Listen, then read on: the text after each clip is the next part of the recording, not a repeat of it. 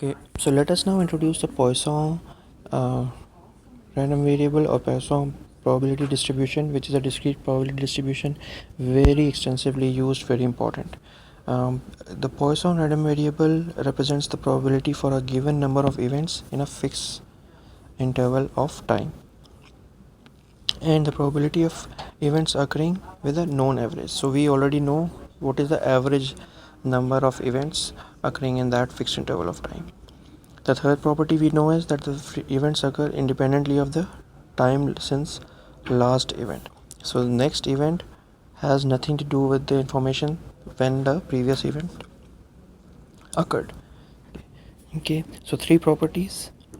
That one is that probability, the Poisson random variable represents the probability of a fixed number of events occurring in a fixed interval of time.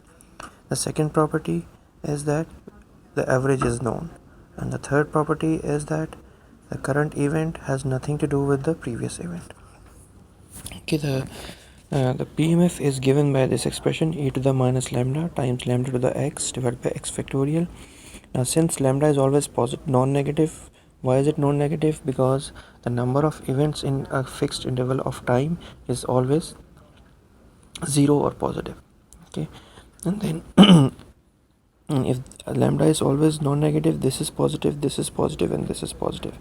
So this expression is always positive. Now let's see whether it sums to 1 or not. So we say x is equal to 0 to infinity. By the way, this x can take values from 0, 1, to all whole numbers. So 0 to infinity, e to the minus lambda to the x divided by x factorial. So now we can take e to the minus lambda out, and then we can say lambda to the x over x factorial. Now this guy is what? This guy is nothing but the Maclaurin series of e to the lambda.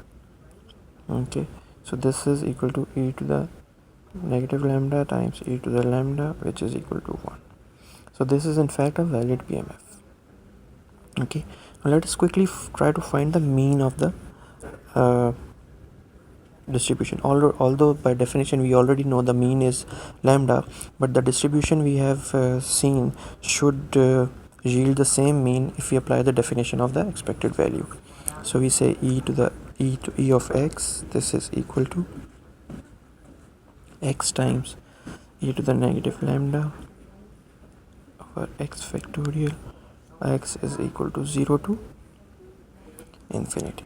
Now again we can take e to the negative lambda out, and then x over x factorial, we can say x minus 1 factorial lambda to the x is equal to 1 to infinity. Why 1 to infinity? Because we have x minus 1 factorial here. Okay, so now we can say e to the minus lambda x is equal to 1 to infinity lambda to the x minus 1 times lambda divided by x minus 1 factorial. Then we can bring this lambda outside. We get x is equal to 1 to infinity lambda x minus 1 over x minus 1 factorial. Okay, now we can say in this summation we can say y is equal to x minus 1. Then we get lambda e to the minus lambda, y is equal to 0 to infinity lambda to the y over y factorial. This guy is what? This guy is e to the lambda. So your answer is lambda e to the minus lambda times e to the lambda, which is equal to lambda. So this probability distribution actually does satisfy the expected value to be equal to lambda. So this was a brief introduction about the Poisson distribution and its mean.